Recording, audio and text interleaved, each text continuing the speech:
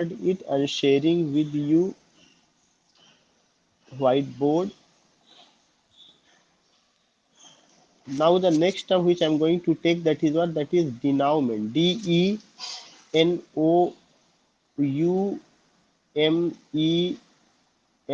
Denouement.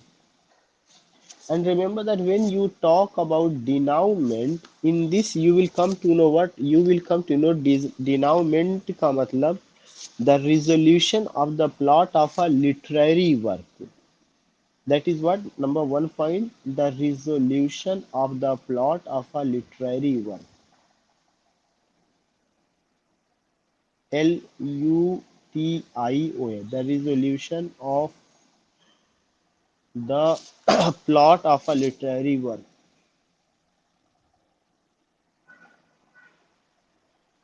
Of a LITERARY, literary work.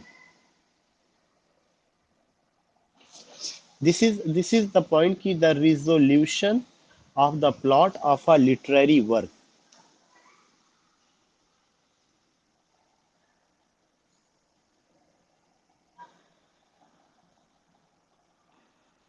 And remember that ki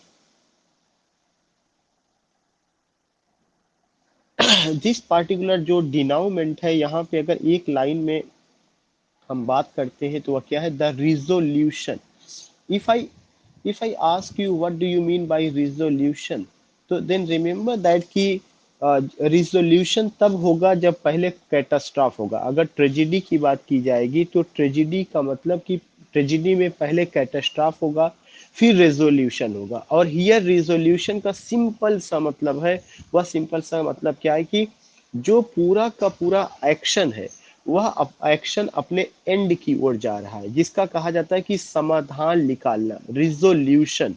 तो remember that कि denouement जो होगा उसका एक शाब्दिक अर्थ है कि the resolution of the plot of a literary work. समापन अगर हम उसका वर्ड यूज करें, जो कोई भी लिटरेरी वर्क है, उस लिटरेरी वर्क का यह रिजोल्यूशन होता है या उसका समापन होता है. और सेकेंड इंपॉर्टेंट पॉइंट की in tragedy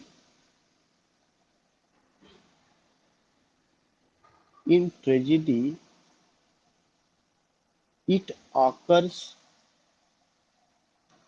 after catastrophe.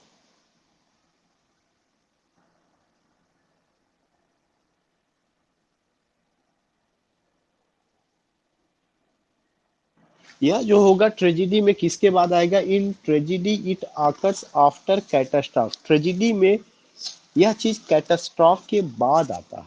It means that कि जो ट्रेजिडी है उसमें कैटास्ट्रॉफ पहले आएगा.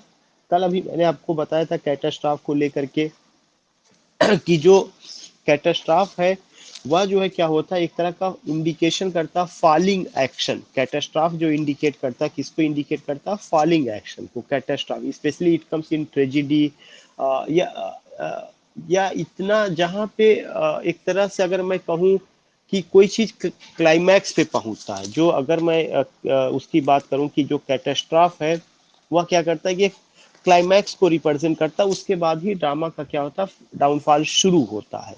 सो रिमेंबर दैट कि व्हेन यू फाइंड दैट कि दिस पार्टिकुलर थिंग, तो एक तो डिनाउमेंट जो है या ट्रेजिडी और कॉमेडी दोनों में हो सकता है. ये आप नहीं कह सकते कि यह केवल एक denouement it occurs in tragedy and comedy, या किसी भी कोई भी जो प्लॉट है उस प्लॉट का रिजोल्यूशन है. हर कहानी आगे बढ़ती है, लेकिन जब कहानी का अंत होता है या कहानी में जितनी भी कॉम्प्लिकेशंस होते हैं वे सारे कॉम्प्लिकेशंस सॉल्व कर लिए जाते हैं, उसको रिजॉल्व किया कर लिया जाता है, तो वही रिजोल्यूशन ही आपका क्या कहा जाता है? डिनाउमेंट कहा जाता है. If you go with this point, then always remember that ki this denouement, it refers to what? This denouement, it refers to the resolution. The resolution, किसका resolution? The resolution of the plot. Resolution of the plot का मतलब ये होगा कि जो plot होता है उसका एक बिगिनिंग होता है, मिडिल होता है, एंड होता है. बिगिनिंग में कहानी जो है बताई जाती है, वह कहानी अपने क्लाइमैक्स पर अपने क्लाइमैक्स पर जो है मिडिल में जाती है, उसके बाद उस कहानी में जितना सीक्रेसी है, जितना कॉम्प्लिकेशन है, जितनी प्रॉब्लम्स है, उन सब चीज़ों को सॉल्व किया जाता है। जब उसका सॉल्यूशन निकलता है या जिसको हम रिजोल्यूशन कहते हैं, तो it happens in the end of the play. तो टेक्निकली उसको ड्रामा में क्या कहा जाता है? डिनाउमेंट कहा जाता है। What is it called? It is called denouement. फिर मैंने लिखवाया कि it in tragedy it occurs after catastrophe. Tragedy में ये चीज कब होती है? कैटास्ट्रॉफ होता है। कैटास्ट्रॉफ मैंने पहले ही बताया था कि कैटास्ट्रॉफ एक ऐसा शब्द है जो इंडिकेट करता है, क्या इंडिकेट करता है?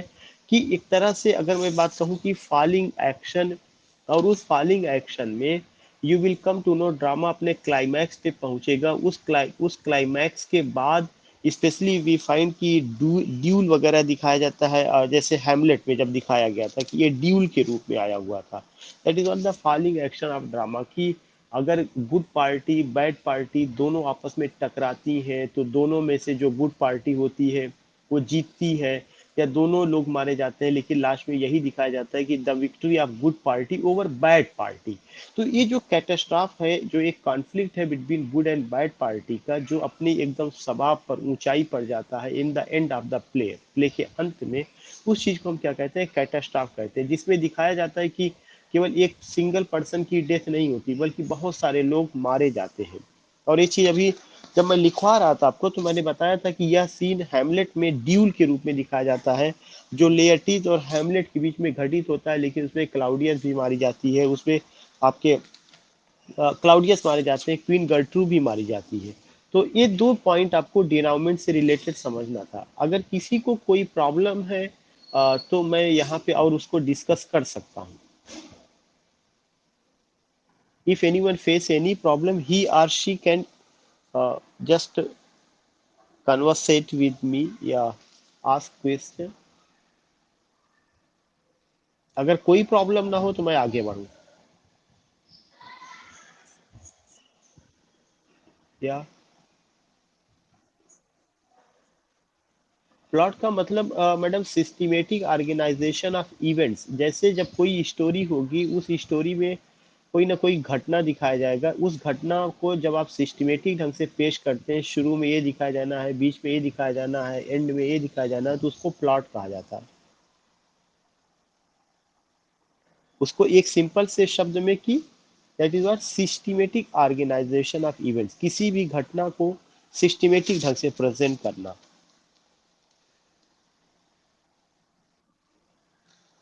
Okay, good evening.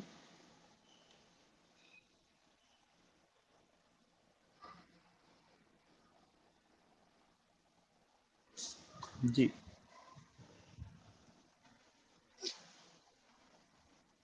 हाँ। नहीं, when when you talk about कि कॉमेडी में डिनाउमेंट होता है, तो एग्जैक्टली exactly ये केवल कॉमेडी से नहीं जुड़ा हुआ है। डिनाउमेंट यह ड्रामा से जुड़ा हुआ है। This denouement you find where this denouement even you find comedy and tragedy also, but this is catastrophe. That catastrophe is only the part of what? Catastrophe is only the part of tragedy। Shivpal ji, जो आपको confusion है वो केवल एक confusion यही है कि डिनाउमेंट comedy से जुड़ा हुआ है। No, not at all. Denouement drama का हिस्सा है, या ट्रेजिडी में भी हो सकता है, कॉमेडी में भी हो सकता है, लेकिन कैटास्ट्रॉफ केवल ट्रेजिडी में होगा।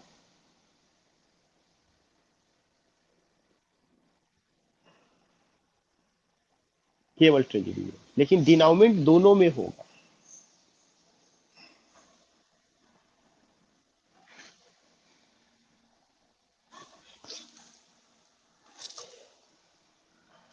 नहीं, जब उसका डिनाउमेंट क्या माना जाता है?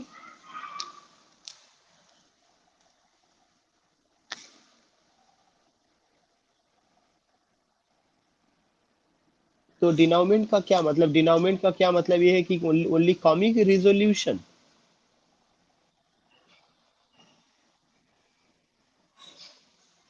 नहीं, नहीं, आप ये समझिए कि if you go with this point, तो again check it, always remember that कि डिनाउमेंट जो है वहां पे केवल और केवल एक पॉइंट आता है। वह क्या होता है? रिजोल्यूशन। रिजोल्यूशन का मतलब ये होता है कि जितनी भी समस्याएं थी उसका समाधान हो गया। बहुत शुद्ध हिंदी या सिंपल वे में मैं आपको बताऊं, समस्या चाहे वह कॉमेडी में दिखाई गई हो, समस्या चाहे ट्रेजिडी में दिखाई गई होगी, जब उसका समा जब उसका सॉल्यूशन निकाल दिया जाता है, जब उसका समाधान दिखाया जाता है, तब उसको क्या कहा जाता है? डिनाउमेंट कहा जाता है। कैटास्ट्रॉफ का मतलब मैंने आपको बताया था कि जब कैटास्ट्रॉफ होगा, वह कैटास्ट्रॉफ किसी भी ड्रामा का फॉलिंग एक्शन, और वह जो फॉलिंग एक्शन होता है उसमें क्या होता है? We find what? Conflict, and this conflict occurs between good and bad party. लेकिन वह जो कैटास्ट्रॉफ होगा, वह कैटास्ट्रॉफ कहीं से भी सॉल्यूशन नहीं होता। जैसे अगर आपको, जैसे मैं बताया कि जो कैटास्ट्रॉफ आपको दिखाया गया था, इस कैटास्ट्रॉफ को अगर आपको याद होगा, मैंने ड्यूल सीन बताया था। किसके बीच ड्यूल सीन बताया था? द ड्यूल सीन बिटवीन लेयर्टीज और किसके बीच आपको बताया गया था? हैमलेट के बीच में एक कैटास्ट्रॉफ हुआ कि उसके बीच में लड़ाई झगड़ा चल रहा है, सब मारे जाते हैं। लेकिन आपको याद होगा कि जब वो लोग मारे जाते हैं तो उनमें से कौन बच जाता है? होरेशियो बच जाता है। होरेशियो बचा रहता है और फॉर्टिन ब्रास बचा रहता है। जो होरेशियो है यह आत्महत्या करने के लिए जाता है कि मैं जी करके अकेले क्या करूंगा, तो हैमलेट उसको कहता है नहीं, तुम्हें जीना है और मेरे बारे में दुनिया को बताना है। तब होरेशियो एक वहां पे स्पीच बोलता है हैमलेट को लेकर के कि दुनिया जो है इस हकीकत से रूबरू होगी, दुनिया को इसके बारे में पता चलेगा। वो जो फॉर्टिन ब्रास का और जो होरेशियो का जो वहां पे स्पीच है, वह स्पीच क्या है? डिनाउमेंट है। क्योंकि सारे कॉम्प्लिकेशन का सॉल्यूशन निकल जाता है, जब सारे कॉम्प्लिकेशन रिजॉल्व कर लिए जाते हैं तो वह चीज क्या है? डिनाउमेंट है। लेकिन उस कॉम्प्लिकेशन को रिजॉल्व करने होने से पहले लड़ाई होती है। किसके बीच में लड़ाई होती है? लेयर्टीज के बीच में और हैमलेट के बीच में। ये लड़ाई कौन करवाता है? ये लड़ाई खुद जो है हैमलेट का चाचा क्लाउडियस करवाता है। और क्या करवाता है? कैसे कि लेयर्टीज के जो फादर पोलोनियस हैं उनको मारने वाला कौन है? उनके मारने वाला हैमलेट था। इस तरह से गलत इंफॉर्मेशन लेयर्टीज के माइंड में डाल दिया जाता है। तो लेयर्टीज और हैमलेट जब आपस में द्वंद्व युद्ध करते हैं तो वह द्वंद्व युद्ध की स्थिति जो होती है वह क्या है? वह आपका कैटास्ट्रॉफ है, वह डिनाउमेंट नहीं है। क्योंकि अभी प्रॉब्लम का सॉल्यूशन नहीं निकला, अभी तो दोनों के बीच में जंग चल रही है। उस जंग में लेयटीज भी मारे जाते हैं, हैमलेट भी मारे जाते हैं, क्लाउडियस भी मारे जाते हैं, गर्ट्रू भी मारी जाती है, सब लोग मारे जाते हैं। बचता कौन है? होरेशियो बचता है। जब होरेशियो बचता है तो होरेशियो ये कहता है कि नहीं, मैं भी कमिट कर लूंगा सुसाइड। हैमलेट उसको मना करता, नहीं, मैं तो दुनिया छोड़ के जा रहा हूँ, लेकिन तुम्हें मेरे साथ जो घटित हुआ इसको बताने के लिए तुम्हें जिंदा रहना चाहिए। तब वो जो है पूरी प्रॉब्लम्स को, उसको वो चीज वहां पे करता है, yes I will do it. तो वो चीज आपका क्या होता है? वो चीज इसीलिए मैंने पहले बताया था, ट्रेजिडी में पहले कैटास्ट्रॉफ होगा, कैटास्ट्रॉफ के बाद डिनाउमेंट होगा। First occurs it as a catastrophe, उसके बाद वो चीज क्या होता है? डिनाउमेंट होता है। तो व्हेन यू टॉक अबाउट कि denouement is only the part of comedy, तो no, not at all, it's the part of, इसमें इसमें एक्शन से कोई मतलब नहीं, इसमें एक्शन से कोई मतलब ही नहीं है। अगर डिनाउमेंट में ये चीज होता कि इसमें केवल कॉमिक एक्शन का रिजोल्यूशन दिखाया जाता, अगर मैं यहाँ लिखा होता कि the resolution of the plot of a literary work in comedy, अगर मेरी ये डिफिनीशन होती, या मैं ये लिखा होता कि the resolution of the plot of a literary work specially in comedy and the comic action, it means that, तब मैंने उसको सीमित कर दिया। लेकिन मैंने जो आपको लिखा उसमें मैंने ये बताया कि केवल और केवल the resolution of the plot of a literary work. Are you,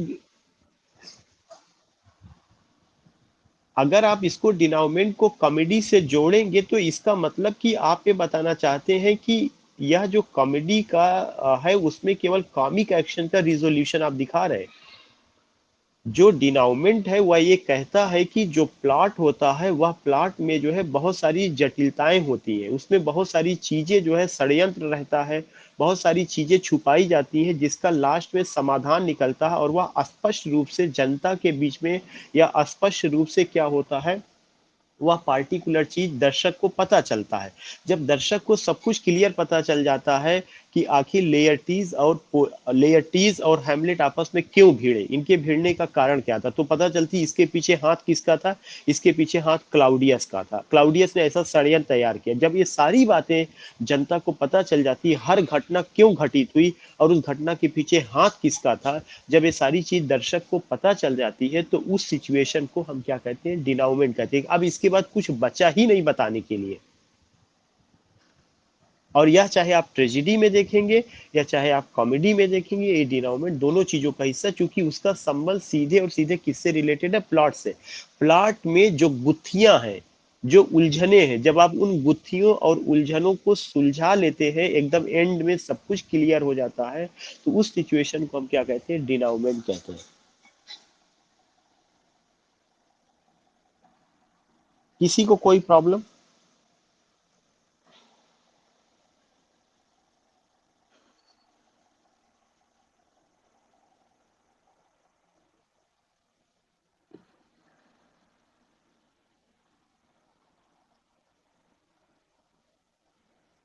Only this particular word which I have written here, denouement.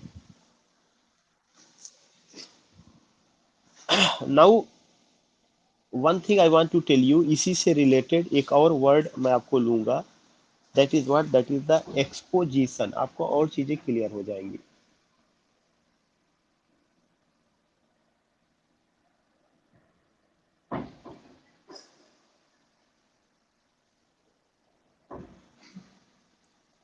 When you talk about exposition, then remember that कि this exposition का मतलब क्या है कि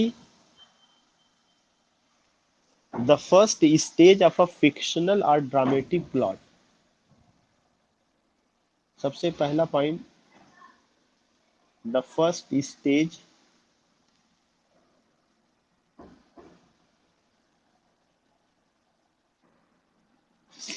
the first stage of a fictional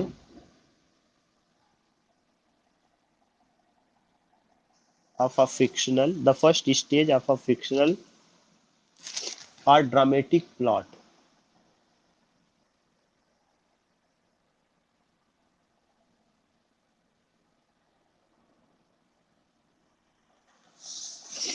comma, in which necessary background in which necessary background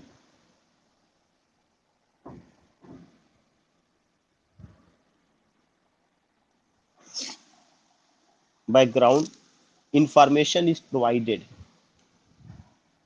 Changing the slide,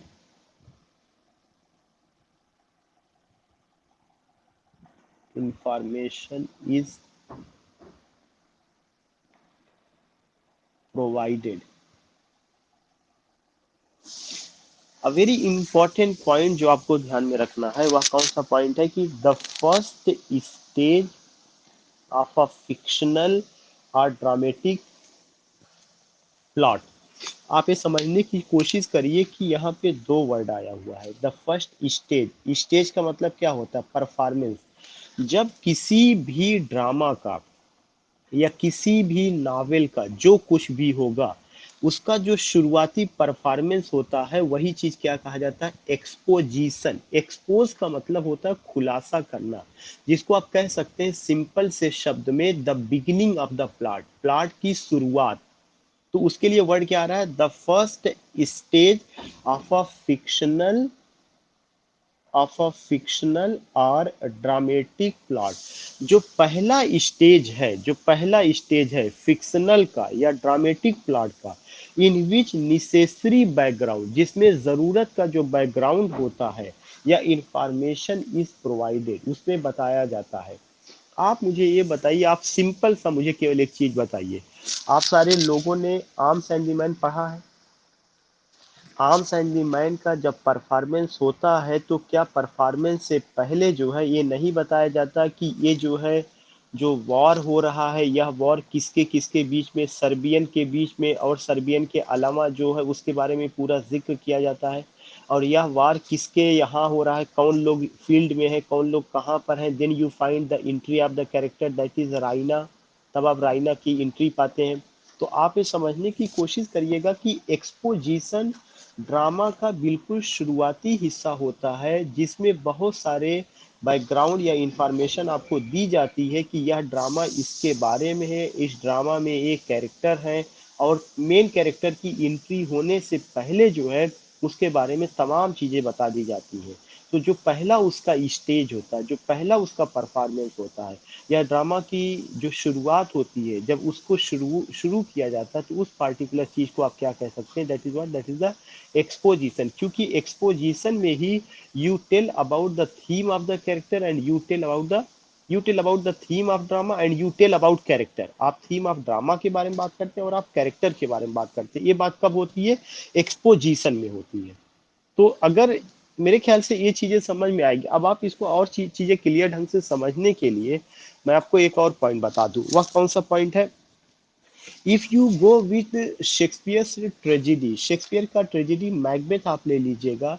Macbeth में जब three witches की entry होती है, तो थ्री विचेस की एंट्री के समय आप उसमें देखेंगे कि एक पूरा बैकग्राउंड तैयार किया जाता है। वह बैकग्राउंड क्या है, thundering, lighting, when the Hurley barley is done, उसके बाद थ्री विचेस का अटेंडेंट, ये पूरा का पूरा जो सुपर जो क्रिएचर की जो एंट्री होती है, उसके जैसा एटमॉस्फेयर तैयार किया जाता है। तो इस तरह से जब सुपर क्रिएचर का एंट्री हो रहा है या कैरेक्टर का एंट्री हो रहा है, उसके अकॉर्डिंग आप पूरा एटमॉस्फेयर तैयार करते हैं, स्टेज को सजाते हैं, उसको डिकोरेट करते हैं। तब उसके बाद क्या होता है, एक माइंड में होता है कि इस पार्टिकुलर चीज को एक्सपोज किया जा रहा है। तो किस चीज को एक्सपोज किया गया, समथिंग हैज बीन एक्सपोज्ड। जो समथिंग को एक्सपोज किया गया, वह एक्सपोजिशन क्या है, entry of the three witches, और उसकी बैकग्राउंड क्या तैयार हो रही है, hurly burly and thundering and lighting, और इस तरह का super character, dismaying atmosphere, fearful atmosphere. तो इसका एक लिंक होता है कि वुंडेड सर्जन दिखाया जाता है कि वह जो है फिर वह वार के बारे में इंफॉर्मेशन देता है। फिर थ्री विचेस कहती है कि मैं उनसे मैकबेथ का और उनका मैं वेलकम करूंगी। ये जितना चीजें क्या है, एक्सपोजिशन है। क्योंकि आपको यहाँ पे पहले बता दिया जा रहा है कि he is writing the play is a tragedy, and in the tragedy of Shakespeare, what you find in the tragedy of Shakespeare, you find tragic atmosphere, dismaying situation, horrible situation, fearful situation, and so many situations you find. तो exposition का मतलब कि the first stage of a fictional और dramatic plot, जब किसी भी drama के plot का पहली बार परफॉर्मेंस होता है, और उस परफॉर्मेंस को आप क्या कहते हैं, उसमें नेसेसरी बैकग्राउंड तैयार की जाती है, तब हम उसको क्या कहते हैं, तब हम उसको जो है एक्सपोजिशन कहते हैं। Read it, give me only 1 minute, I am again here, I am again here.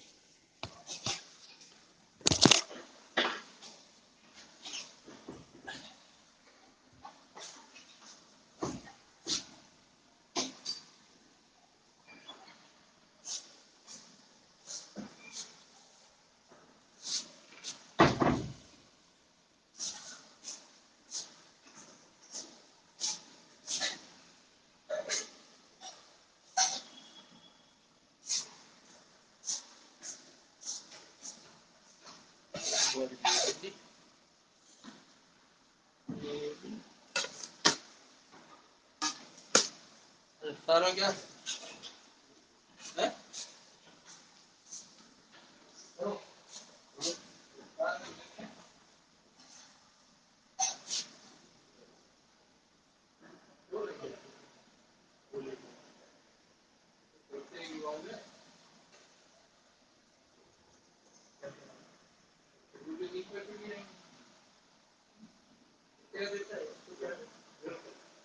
अरे मतलब इसे ही रहता है ना, तो एक मतलब एक तो काट रहे थे, ये कौन था, ये होता तो चले तो तीन को हो जाएंगे और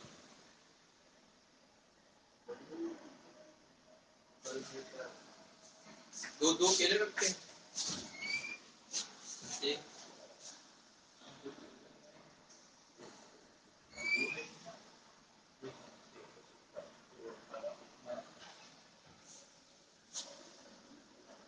मेरा शेव लो।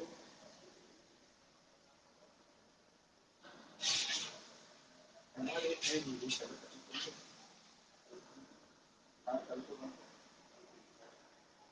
हाँ तो 6 केले सेम हो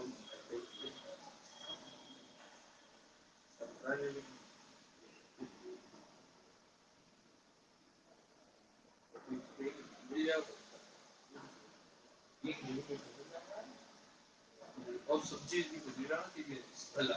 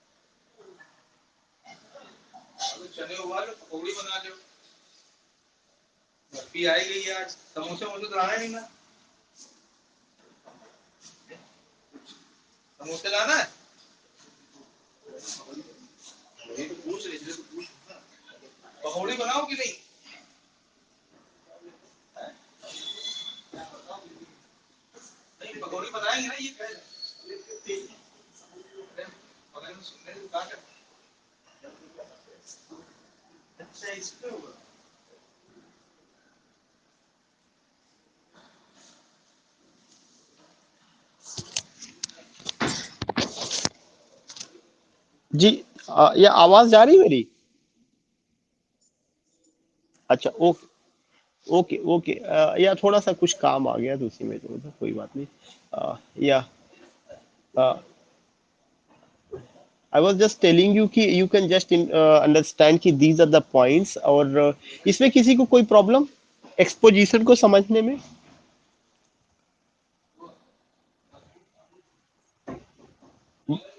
या बस इन अ वेरी सिंपल वे आपको ये समझना है कि किसी भी प्लॉट का जो शुरुआती हिस्सा जो परफॉर्म किया जाता है, जिसमें ये बताया जाता है कि यह प्ले किसके बारे में है, प्ले में कौन कौन से कैरेक्टर हैं, स्पेशली जो रोल कोरस प्ले करता है। अब आप कहेंगे सर जिसमें कोरस नहीं उसको आप कैसे कह सकते हैं? जिसमें कोरस नहीं है उसका एक बाकायदा एक बैकग्राउंड होता है, तैयार किया जाता है, जिससे आपको पता चलता है कि यह बिगिनिंग में दिखाया गया। तो बिगिनिंग में जिस चीजों को, वही चीज क्या कहा जाता है? एक्सपोज किया जाता है।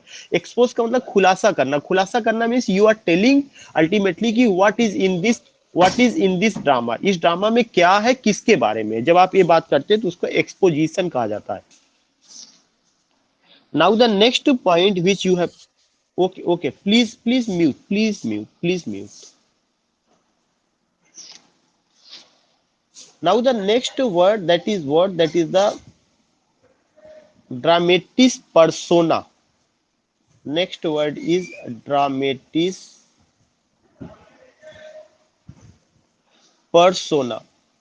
PERSONA, dramatis persona. Imran, Imran.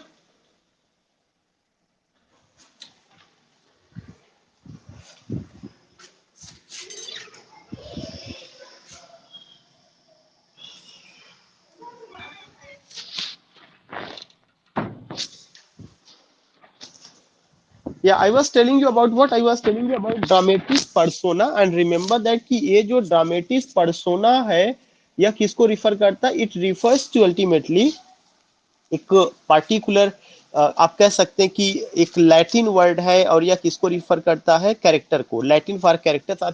या dramatis persona, not dramatic persona, dramatis persona, it's a Latin word. Remember कि number one point, This is what Latin word, Latin for characters.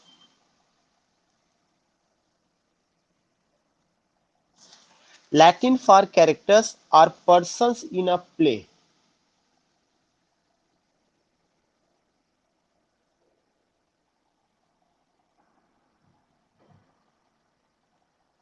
Persons in a play. So I'm telling you what I am telling you कि ड्रामेटिस persona जो है यह क्या indicate करता है? It indicates what? It indicates कि ए Latin word है और यह किसको इंडिकेट करता है? For characters are persons in a play. एक प्ले में जो कैरेक्टर हैं, जो पर्सन्स हैं, उनकी जो पूरी एक आप लिस्ट देखते हैं, उनको लेकर के जो बात होती है, that is what dramatis persona.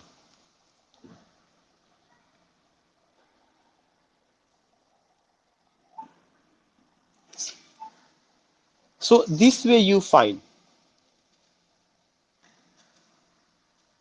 If you talk about कि हैमलेट में ड्रामेटिस पर्सोना क्या है, तो खुद हैमलेट, हैमलेट की मदर, उसकी बिलव्ड, ये सब क्या कैरेक्टर्स ही है। तो उसका जो भी कैरेक्टर्स उसमें है ड्रामा में, वे सब के सब क्या है? They are what? They are the dramatis personae. Characters are persons in a play. जो भी कैरेक्टर्स या पर्सन्स हैं प्ले में, they are what? They are the dramatis personae. तो इसको कोई एग्जांपल देने की जरूरत नहीं, ऑलरेडी यू नो कि हाँ ये चीजें रही है। तो you are getting the point what, कि इसके पहले हम लोगों ने एक्सपोजिशन को कवर किया, now this is what, now this is dramatic persona. And the next word which we would like to discuss, that is what, that is the falling action.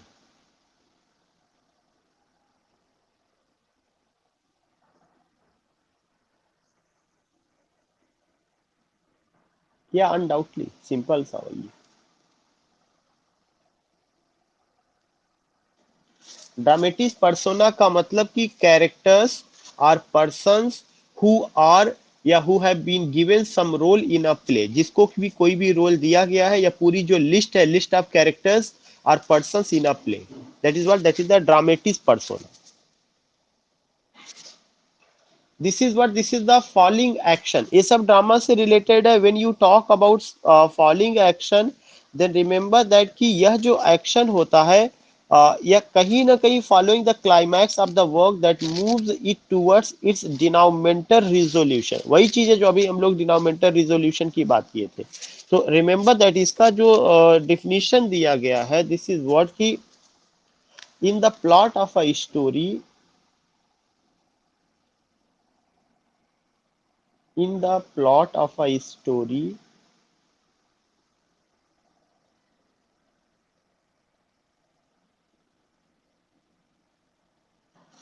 in the plot of a story or play,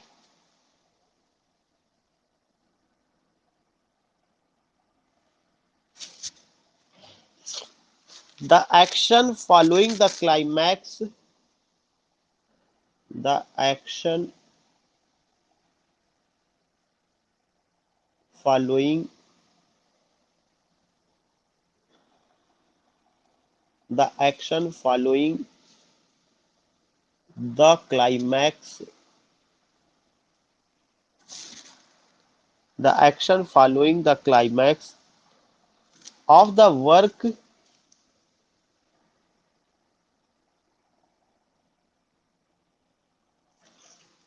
that moves it towards,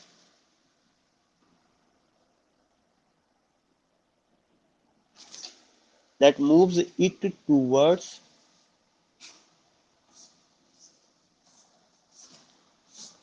its denominator,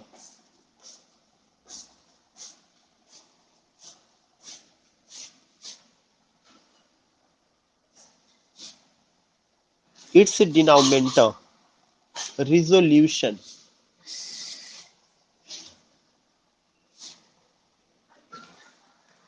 so here you find what, here you find कि जो पूरा का पूरा एक situation है जो यहाँ पे दिखाया गया है, उसमें एक चीज बताया गया कि in the plot of a story or play, कोई भी जो प्लॉट है या जो स्टोरी है, किसी भी प्ले का जो प्लॉट होगा या जो स्टोरी है, उसमें क्या चीज किया जाता है? In the plot of a story और a play, the action following, जो एक्शन फॉलोइंग होता है किसके बाद, फॉलोइंग द क्लाइमैक्स। पहले मैंने बताया ना कि बिगिनिंग होगा, मिडिल होगा और एंड होगा, तो एंड ही आपका क्या है, एंड ही आपका क्लाइमैक्स है। उसमें जो एक्शन दिखाया जाता है लास्ट में, following the climax of the work that moves it towards its denominator resolution, जिसमें लास्ट में ये दिखाया जाता है कि उसका डिनोमिनेटर रिजोल्यूशन दिखाया गया है। अगर याद होगा ये शब्द अभी हम लोगों ने जिक्र किया था, डिनोमिनेटर। डिनोमिनेटर लास्ट में उसमें ये चीज दिखाया जाता है, हर चीज का खुलासा कर दिया गया, उसका रिजोल्यूशन हो गया। उस पार्टिकुलर चीज को क्या कहा जाता है, फॉलिंग एक्शन। दो वर्ड होता है, राइजिंग एक्शन, और उस राइजिंग एक्शन को आपको कौन सा वर्ड यूज करते हैं, एक्सपोजिशन। जो एक्सपोजिशन है वह राइजिंग एक्शन है। राइजिंग एक्शन मतलब कहानी आगे बढ़ रही है, आपने उसके बारे में बताया, तो exposition is just like what, it's just like rising action. उसके बाद राइजिंग एक्शन के बाद क्या होगा, कोई भी चीज क्लाइमैक्स पर जाएगा। जब कोई एक्शन क्लाइमैक्स पर होता है, ऊंचाई पर होता है, तो उसको हम क्या कहते हैं, उसको क्लाइमैक्स कहा जाता है। उस क्लाइमैक्स के बाद क्या होता है, फॉलिंग एक्शन होता है। लेकिन यह जो फॉलिंग एक्शन होगा, यह फॉलिंग एक्शन कब कंप्लीट होता है, जब उसके साथ डिनोमिनेटर रिजोल्यूशन जुड़ा होता है। Again I would like to repeat each and every word. In the plot, किसी भी प्लॉट में, किसके प्लॉट में, किसी स्टोरी या किसी प्ले के का जो कहानी होती है, जो प्लॉट होता है, उसमें एक्शन क्या होता है, द एक्शन फॉलोइंग। जब उस एक्शन में यह चीज दिखाया जाता है, द क्लाइमैक्स, की वह अपने क्लाइमैक्स की ओर बढ़ रहा है ऑफ द वर्क, और साथ ही साथ लास्ट में उसमें ये दिखाया जाता है दैट मूव्स, और क्लाइमैक्स की ओर बढ़ते समय उसमें यह भी दिखाया जाता है that moves towards its denominator, जो कि डिनोमिनेटर या रिजोल्यूशन के रूप में आता है। उस पार्टिकुलर चीज को हम क्या कहते हैं, उस पार्टिकुलर चीज को हम वी गिव अ नेम, उसको एक नाम दिया जाता है, और वह क्या चीज है, that is the falling action. Are you getting the point? You can just take example. अगर आपको ओथेलो का याद होगा, तो जो ओथेलो में जो फॉलिंग एक्शन है वो कहाँ से शुरू होता है, ओथेलो में फॉलिंग एक्शन वहां से शुरू होता है जब ओथेलो को यह रियलाइज होता है कि इन सारी की सारी षड्यंत्र के पीछे जो है किसका हाथ था, इयागो का हाथ था। जो भी कॉन्स्पिरेसी हुई है उसके लिए कौन जिम्मेदार था, इयागो जिम्मेदार था। और उसने जोश में या गलती में आकर के अपनी वाइफ डेस्डिमोना का मर्डर कर दिया। तो इसका मतलब कि अब कहानी किसर जा रही, उसका कहानी का डाउनफॉल हो रहा है, कहानी का फॉलिंग एक्शन हो रहा है। If you take Macbeth, Macbeth में आपको ये सब कुछ पता चलता है कि किंग डंकन का मर्डर यह एक बड़ा चीज है, लेकिन किंग डंकन के मर्डर के बाद बैंकों का मर्डर, और बैंकों के मर्डर के बाद मैकडफ की वाइफ और बच्चे का मर्डर, यह पार्टिकुलर चीज क्या इंडिकेट करता है, कहानी यहां तक क्लाइमैक्स पर जाती है। उसके बाद जो है क्या होता है, problem begins with Macbeth and lady Macbeth. You can just see sleep walking scene में लेडी मैकबेथ के साथ क्या होता है। तो मैकडफ की वाइफ और बच्चे का मर्डर होना यह क्लाइमैक्स है। उसके बाद कहानी किधर जा रही, डाउनफॉल। अब आपको पता चलने लगता है कि जितने लोगों को इनको कत्ल करना था इन्होंने कर दिया, या जितना बुरा काम करना था इनको इन्होंने कर दिया, अब इनका पतन शुरू होगा। तो जहां से कहानी में उनका डाउनफॉल शुरू हो रहा है, वही क्या होता है, आपका फॉलिंग एक्शन की ओर चलता है। तो इस तरह के जो टर्म है वो आपको बताते हैं कि what is rising action, what is falling action, what is denouement, and what is dramatic persona. So I just think कि now you are in position to understand कि ये चीजें क्या है या कैसे है। मैं फिर से आपको लिख दूं, अगर यहाँ पे एग्जाम्पल ग्रेसिया की Othello,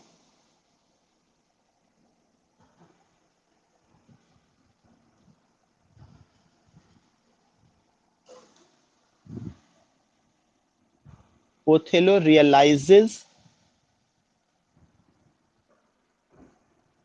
Othello realises that Iago is responsible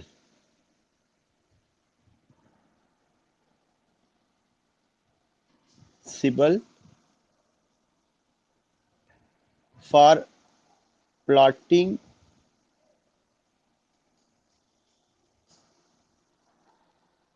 for plotting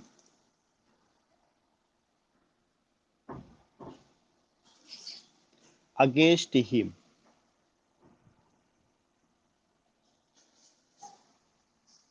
एक सिंपल सा मैंने लिखा कि जब जो है ओथेलो को ये महसूस होता है कि पूरे षड्यंत्र के पीछे किसका हाथ है, पूरे षड्यंत्र के पीछे यागो का हाथ है और यागो ही रिस्पॉन्सिबल है पूरी घटना को प्लॉटिंग करने के लिए, कॉन्स्पिरेसी बनाने के लिए।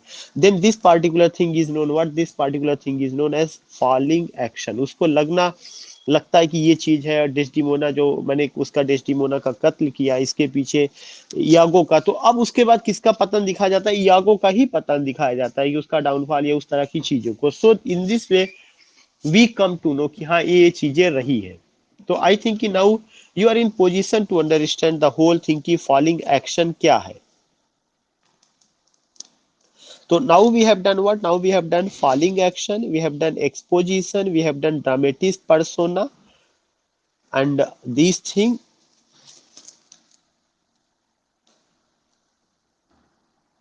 Now the next word is for the next word I would like to use another slide, that is DSX machine. DEUS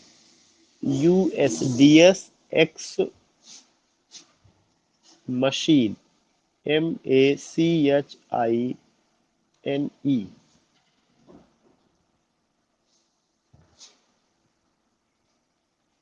So remember that when you go DSX machine, then what do you find here? You find 2 or 3 points that are highly significant. Number one point which you have to go, कि this particular thing indicates what? It's about a God who resolve the entanglements. A God who resolves the entanglements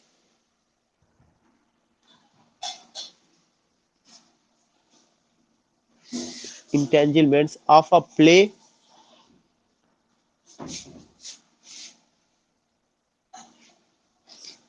by supernatural intervention.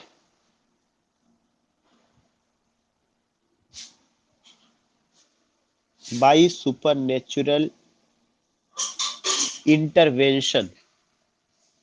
First, let me write it. Intervention.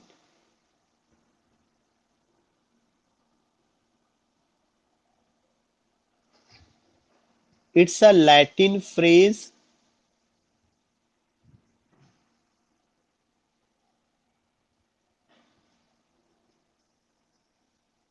It means, it's a Latin phrase. It means a god from the machine. A god from the machine.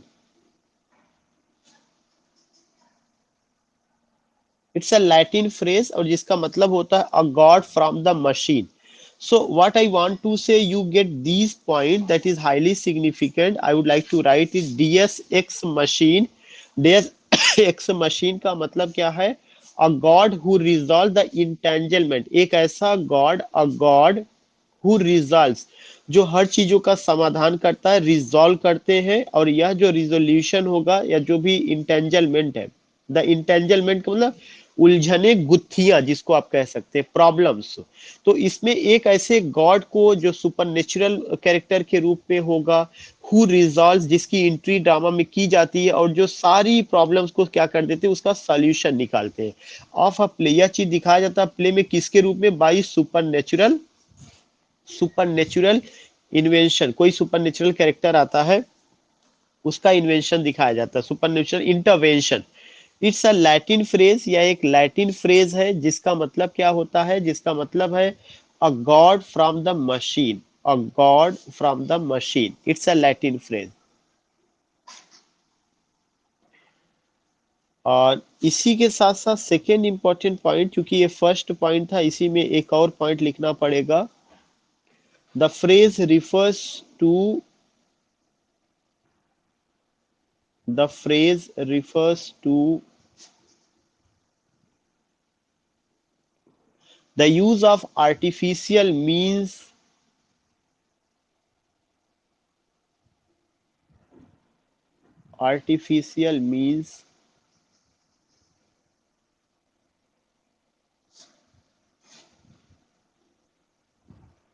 to resolve the plot of the play.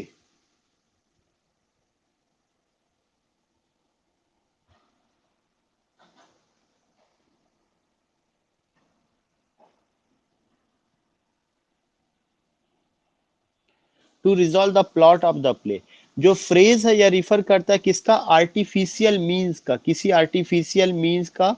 और यह जो artificial means होगा to resolve the plot of the play, पूरे play का जो plot है उसको resolve करने के लिए, उसको एक तरह से जो सॉल्व करने के लिए इस पार्टिकुलर मशीन का यूज किया जाता है। तो उसको आप क्या कहते हैं? That is known as DSX machine.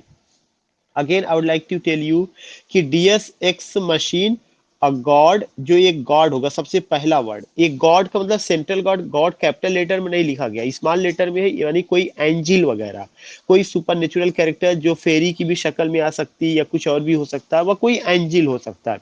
A God who resolve, जो रिजॉल्व करता है, पूरी प्रॉब्लम को सॉल्व करता है। कौन सी प्रॉब्लम को? द इंटेंजलमेंट, जितनी भी गुत्थियां हैं, समस्याएं हैं, जो सीक्रेसी है ऑफ अ प्ले, एक प्ले में जो भी प्रॉब्लम्स है, उस सारी प्रॉब्लम को सॉल्व करने के लिए किसी एक सुपरनेचुरल कैरेक्टर की एंट्री कराई जाती है। उसके बाद जो है बाय सुपरनेचुरल और सुपरनेचुरल इंटरवेंशन, यह कैसा फ्रेज है? लैटिन फ्रेज है। इट्स अ लैटिन फ्रेज और it means a god from the machine, जिसका मतलब क्या होता है? A god from the machine, कोई ऐसा गॉड जो मशीन के रूप में यहाँ पे दिखाया जाता है। अगर आपको याद होगा कि क्या सुपर नेचुरल मशीनरी शब्द आया था कि नहीं आया था मॉक एपिक में, रेप ऑफ द लॉक में?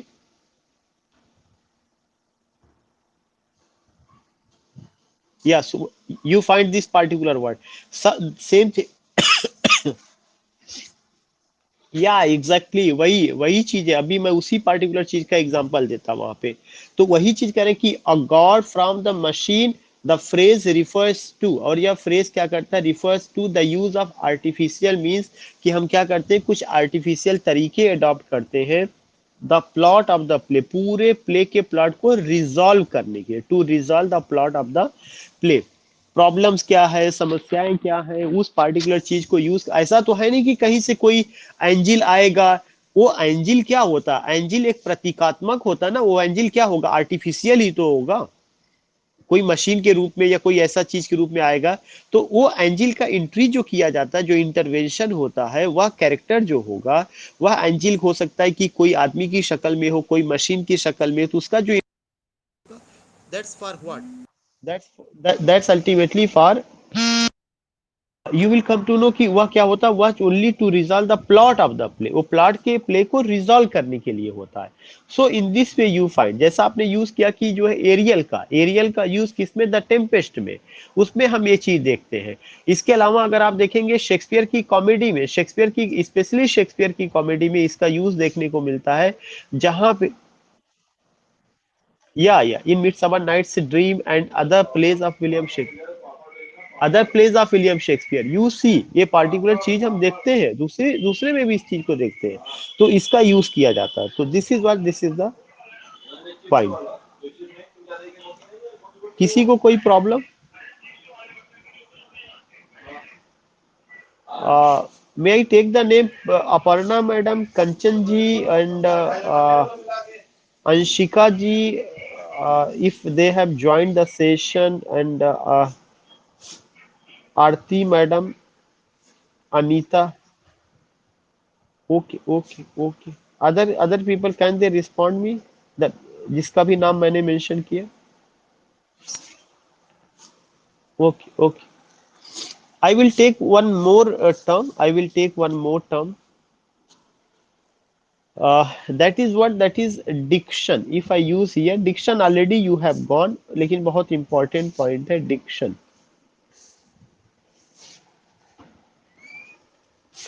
This diction means selection of words. SELECTION. Diction means selection of words. Diction means selection of words. यह एक इंपॉर्टेंट पॉइंट ध्यान में रखना है कि जो डिक्शन है उसका मतलब क्या है, उसका मतलब सिलेक्शन ऑफ वर्ड्स होता है। एट दिस पार्टिकुलर डिक्शन को जब आप बात करेंगे तो यहाँ पे हमें ये भी होना चाहिए कि Wordsworth gave the concept of poetic diction. Wordsworth को मैं शॉर्ट में W W W W William Wordsworth, William Wordsworth gave the concept of poetic diction in preface to lyrical ballad, in preface to lyrical ballad.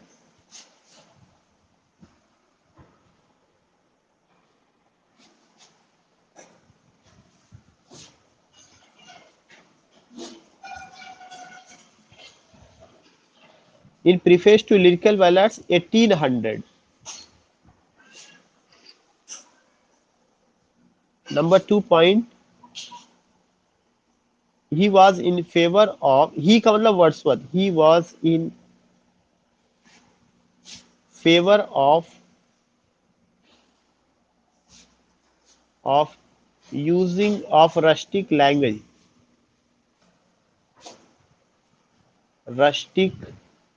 language used by rustic people.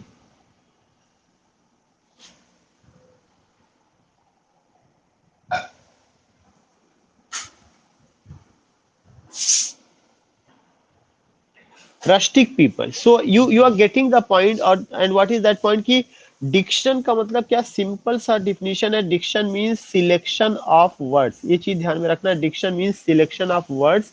हम कैसे word का selection करते हैं, William Wordsworth, उसके बाद full stop है। William Wordsworth ने poetic Dickson का कॉन्सेप्ट दिया हुआ है। किसमें दिया हुआ है, एक प्रीफेस टू लिरिकल बैलाड, जो lyrical ballad that was the jointly work, इसका प्रीफेस आया था 1800 ईस्वी में, तो उसके प्रीफेस टू लिरिकल बैलाड में उन्होंने इसका कॉन्सेप्ट दिया हुआ है।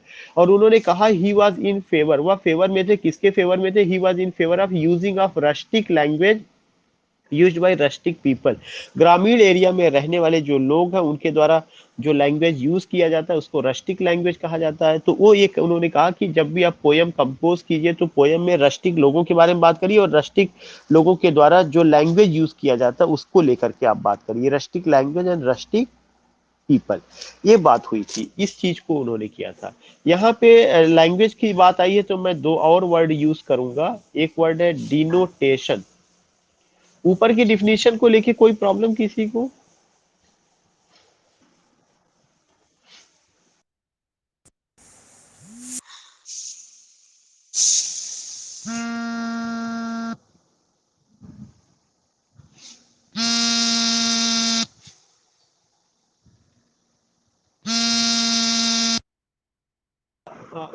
Madam, you were saying something?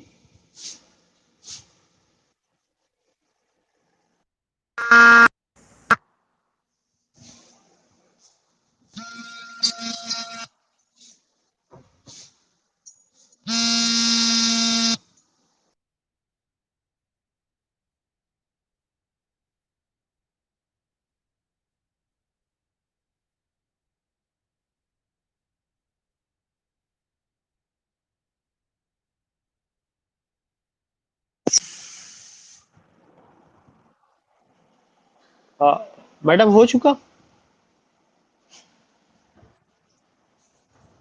किसी को कोई problem?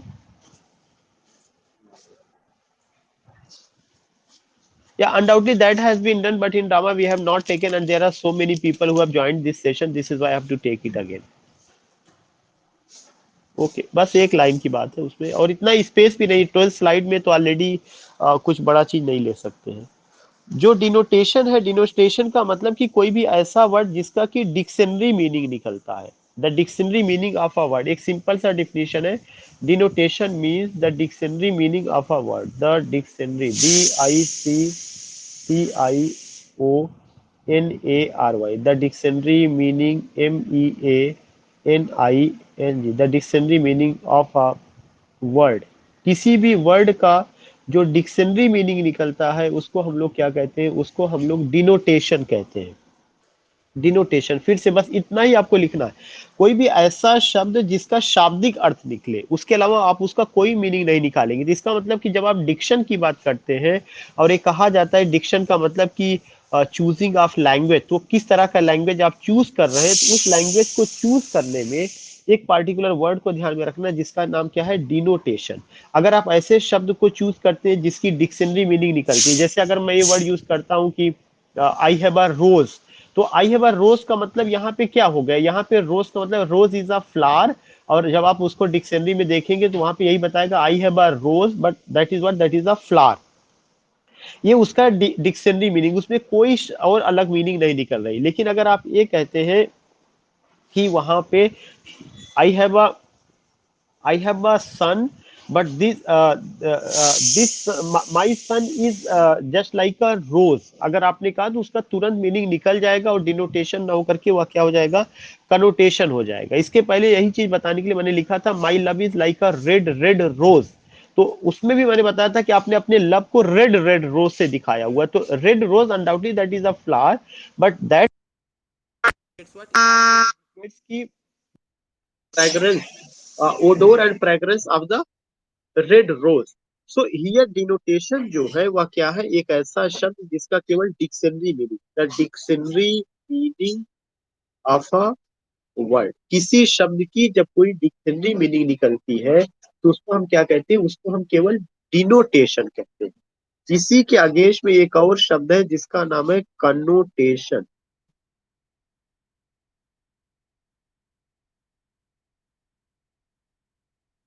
Connotation, if you go with connotation then remember that की कनोटेशन में आपको ये पता चलेगा कि it refers to what, connotation it refers to कोई भी एक ऐसा शब्द जिसमें जो है डिक्शनरी मीनिंग ना हो करके बल्कि क्या निकलेगा, बल्कि it ultimately goes beyond the dictionary meaning. Word word goes beyond the dictionary meaning, dictionary meaning, DICTIONARY,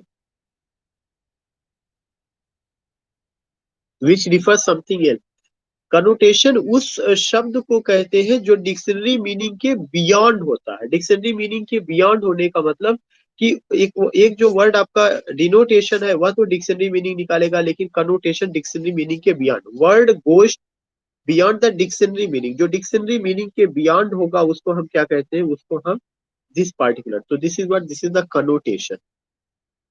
any problem? जैसे सिंबल हो गया, मेटाफर हो गया, सिमली हो गया, फिगर ऑफ स्पीच हो गया, ये सब जो भी चीजें उसमें निकलता है वो सब क्या होती है, कनोटेटिव होती है, वो डिनोटेटिव नहीं है। Words goes beyond the dictionary. Any problem?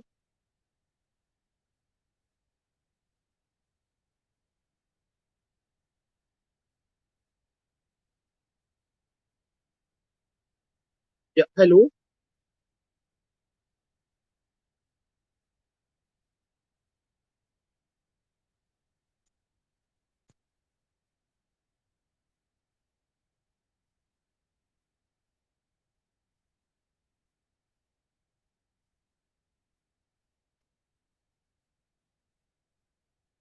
जी आवाज जा रही मेरी? Hello? Hello?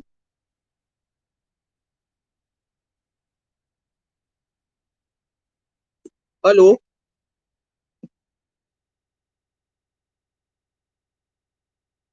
But I am not getting.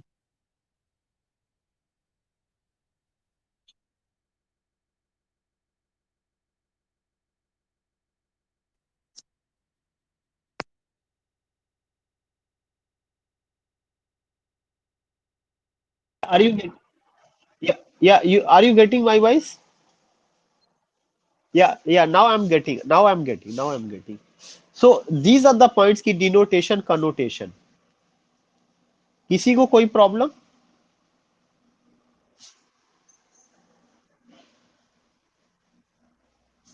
Connotation में जो भी वर्ड है, word goes beyond the dictionary meaning, मतलब इसमें कोई भी शब्द जो यूज किया जाएगा वह शब्द का केवल डिक्शनरी मीनिंग नहीं होगा, बल्कि वह बियॉन्ड डिक्शनरी मीनिंग होगा।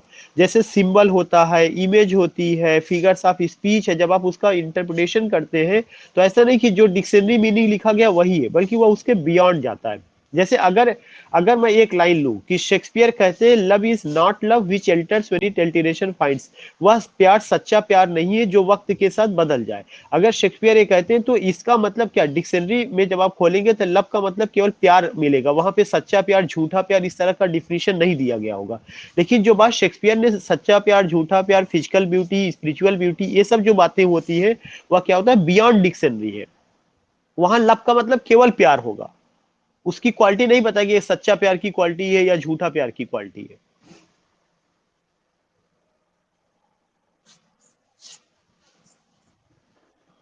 या विचार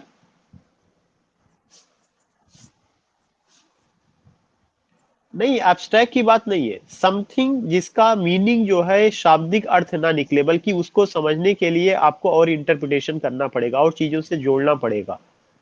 जैसे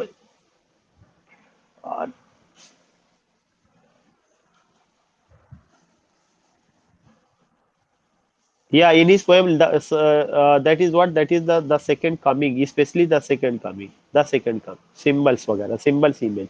फॉर एग्जाम्पल के लिए आप एक सिंपल सा चीज समझिए कि अगर मैं ये चीज कहूं कि बाय द वे, जैसे शेक्सपियर ने एक एग्जाम्पल दिया है, उन्होंने कहा कि it is an ever fixed mark, जो लव है वह एक मार्क, मार्क का मतलब क्या होता है, अगर मैं आपके ये कहूं कि आपके उस पर जो है क्या कहते हैं, आपके फेस पे कुछ मार्क है, मार्क मतलब एक चिन्ह होता है।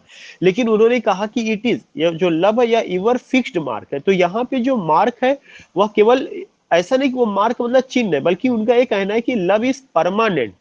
यह एक ऐसा चीज है जो ट्रू लव है, वह परमानेंट है, इमॉर्टल है, फॉर एवर है, it will never die, it's beyond time and place. जब आप ये सब बातें करना शुरू करते हैं, you don't find these things in dictionary.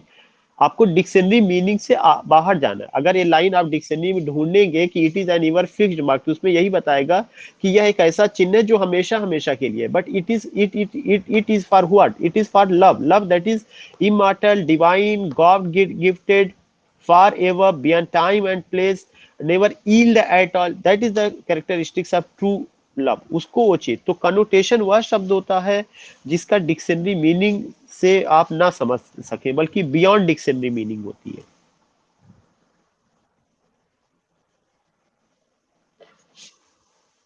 नहीं, you don't have to use your imaginative power, you have to use what author wants to say, what the signal.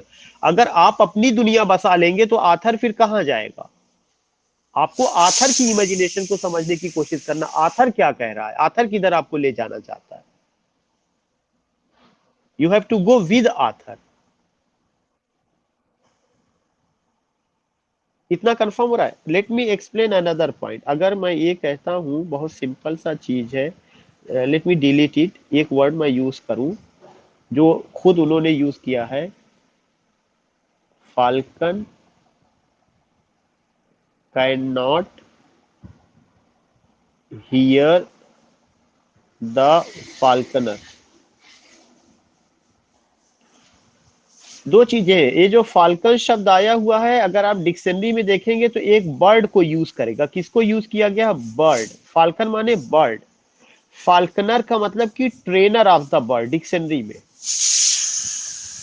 Falcon एक बर्ड है जिसको हम बाज कहते हैं। ये लाइन किसने यूज की है, डब्ल्यू बी येट्स ने यूज की है, और कहते हैं कि फाल्कन जो है अपने ट्रेनर को नहीं सुन रहा, Falcon can not hear, Falcon सुन नहीं सकता है। Are you getting my voice. इसमें उन्होंने कहा कि फाल्कन जो है अपने ट्रेनर को नहीं सुन रहा, उसका ट्रेनर कौन है, फाल्कनर है। ये जो है लाइन किसने यूज की है, ये लाइन जो है डब्ल्यू बी येट्स ने यूज किया हुआ है। लेकिन जब आप पोयम में इसका एक्सप्लेनेशन निकालेंगे तो प्रोबेबली शायद जो है डब्ल्यू बी येट्स ये कहना चाहते हैं कि मॉडर्न मैन जो है वह फाल्कन है, और उसका जो ट्रेनर है वह कौन है, गॉड है। तो मॉडर्न मैन जो है किसकी बात नहीं सुन रहा है, गॉड की बात नहीं सुन रहा है। लेकिन जब आप डिक्शनरी खोलेंगे तो डिक्शनरी में फाल्कन का मतलब केवल बर्ड मिलेगा। फाल्कनर का मतलब ट्रेनर ऑफ द बर्ड मिलेगा। लेकिन जब आप उसको डिनोटेटिव पॉइंट ऑफ व्यू से एक्सप्लेन करेंगे तो डिनोटेटिव पॉइंट ऑफ व्यू से आपको बियॉन्ड डिक्शनरी मीनिंग जाना पड़ेगा। तो इसकी बियॉन्ड डिक्शनरी मीनिंग क्या इंडिकेट कर रहा है? Falcon means modern man of 20th century and falconer means trainer of that man, and who is trainer of that man? That is God. तो ये जब आप एक्सप्लेन करते हैं, इसको गॉड से मॉडर्न मैन से जोड़ते हैं, तब इसका मतलब आप इसकी डिनोटेटिव मीनिंग निकाल रहे हैं। और डब्ल्यू बी येट्स यही बताना चाहते हैं। वो ये नहीं कहते कि कोई पक्षी है वो अपने मालिक की बात नहीं सुन रहा है। ना, no, not at all. Modern man आज अपने मालिक की, इंसान जो है अपने ईश्वर की बात नहीं सुन रहा। जब आप इसका इस तरह से एक्सप्लेनेशन निकालते हैं तब आप इसका यूज करते हैं डिनोटेटिव का। पूरी पूरी की पूरी पोइट्री डिनोटेटिव होती है, सॉरी नॉट डिनोटेटिव, कनोटेटिव। पोइट्री में जो मीनिंग निकलती है वह क्या होता है? कनोटेटिव होता है, ना कि डिनोटेटिव। अब तो मेरे ख्याल से समझ में आ गया होगा। Let me check it. How many people have joined us? Yeah, if I take 34, just I want to get the response of someone. Shivangi ji, Shivangi ji, कोई प्रॉब्लम? ये सारे पॉइंट्स नोट कर लीजिएगा। इट्स रिकॉर्डेड आल्सो, मैं अभी शाम को भेज दूंगा। अखिलेश जी, कोई प्रॉब्लम? ओके। डांस सिंह जी, रकीम जी, ब्रजपाल जी, अंजलि जी, शिवपाल जी, शिवा, अपर्णा, अपर्णा,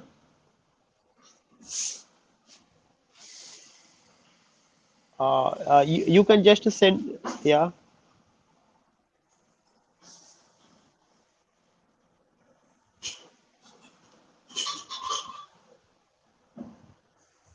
ड्रामेटिस पर्सोना का मतलब कि कैरेक्टर्स इन ड्रामा। जो भी कैरेक्टर्स ड्रामा में यूज किए गए उसी को ड्रामेटिस पर्सोना कहा जाता है। जब आप ड्रामा शुरू में खोलती है ना, उसमें बताया जाता है कि मैकबेथ है तो ये हीरो है, लेडी मैकबेथ है तो हीरोइन है, बैंको है, और उसके बाद किंग डंकन है, उनके बेटे मेलकॉम डोनाल्बियन है, Macduff his son and wife. Macbeth आपने पढ़ा होगा ना? हाँ, तो ये सब जो नाम मैं ले रहा हूँ यही ड्रामेटिस पर्सोना है। उसमें मैंने लिखवाया कि कैरेक्टर्स इन अ प्ले, किसी भी प्ले में जो कैरेक्टर्स यूज किए गए वही ड्रामेटिस पर्सोना है। यह लैटिन फ्रेज है, ड्रामेटिस पर्सोना ये लैटिन फ्रेज है, ये लैटिन वर्ड है। उसी को इंग्लिश में कहा जाता है characters in a play. Clear हुआ आपको? अभी भी आपको आपका टोन बता रहा है नहीं क्लियर हुआ, आप दबाव में कह रही हैं। किस चीज को लेके? अच्छा सर। हाँ जी।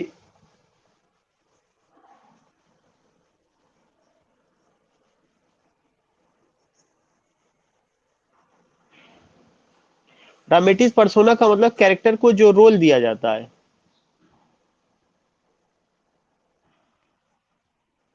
ओ माय गॉड, कैरेक्टर को रोल का मतलब क्या दिया जाएगा? अगर मैं शमीम, अगर मैं चीज मैं अगर जो है कोई कैरेक्टर का रोल प्ले करूं, अगर बाय द वे मैं कोई कैरेक्टर का रोल प्ले करता हूं, तो ये बताइए सबसे पहले ऑलरेडी वो रोल दिया जा चुका है तभी तो मैं अपना रोल यहाँ प्ले कर रहा हूँ।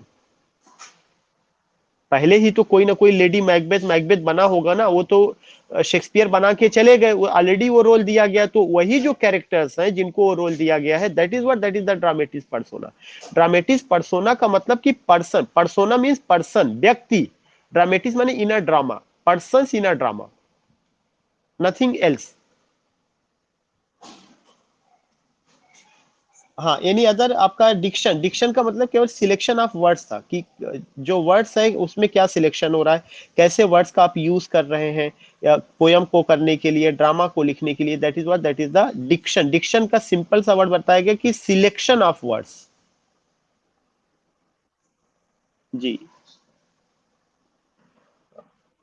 जी क्या? नहीं, दोनों अलग अलग चाहिए। स्टाइल का मतलब वे ऑफ प्रेजेंटेशन। आप अपनी बात को, स्टाइल जो होता है वह सारी चीजों को लेकर के, उसमें रिदम, राइम पैटर्न, और उसमें narrative style, descriptive style, reflective style, that is another thing, that is another thing. I think कि श्वेता मैडम, रमेश जी, शगुन जी, संगीता जी, कोई प्रॉब्लम? संगीता जी,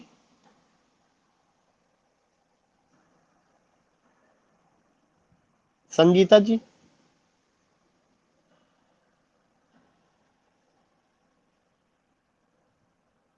सिकंदर अली आपको?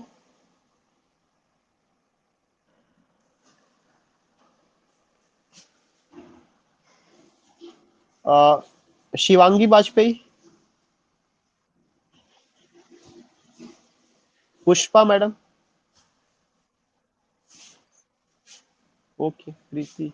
उषा मैडम है ये, कंचन जी पहले से ये है, आरती पाल, दिनेश कुमार, मनीष कुमार। जी Jyoti, Jyoti madam, Jyoti madam. Okay okay okay. Diksha ji, Diksha ji.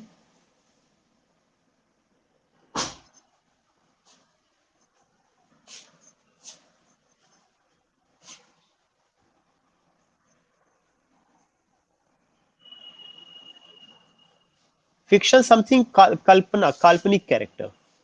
Fiction means imaginative character, imaginative घटना कोई चीज, दैट इज फिक्शन। हाँ okay. Poonam. So now we have most probably I tried my best to get the response of each and everyone। उन्हीं बच्चों का मैंने नहीं लिया जो पिछले बैच के थे। बाकी जो नए लोग जुड़े हुए सबका रिस्पांस मैंने लिया। We will meet tomorrow। We will meet tomorrow same time 4:30।